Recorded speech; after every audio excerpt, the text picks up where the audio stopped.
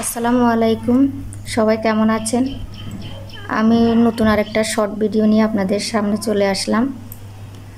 আপনাদের সাথে এখন আজকে একটা ছোটোবেলার স্মৃতি মনে পড়লো। আমার মেয়ে এগুলো বানাচ্ছে তো ভাবলাম আপনাদের সাথে শেয়ার করি। ছোটোবেলায় আসলে আমরাও পুঁতি দিয়ে আসলে ব্রেসলেট, আংটি এগুলো বানাতাম।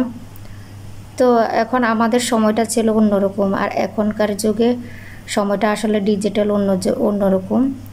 তো এই যে দেখেন, এখানে এটা বাংলাদেশে আসলে ঢাকাতে পাওয়া যায় কিনা আমি জানি না, দেশে পাওয়া যায় না আমি জানি শিওর। মানে দেশে মানে ডিস্ট্রিক্টগুলোতে আর কি, বিভিন্ন ডিস্ট্রিক্টগুলোতে, আর ঢাকাতে সম্ভবত পাওয়া যাবে আমার মনে হচ্ছে। তো এগুলা আমার বোন বাইরে থাকে, তো আমার বোনের মেয়ে আমার মেয়ের জন্য পাঠিয়েছে। তো আমার মেয়ে এগুলো দিয়ে এই যে দেখেন ব্রেসলেট বানিয়েছে। তো ভাবলাম আপনাদের সাথে একটু শেয়ার করি। এই যে দেখেন,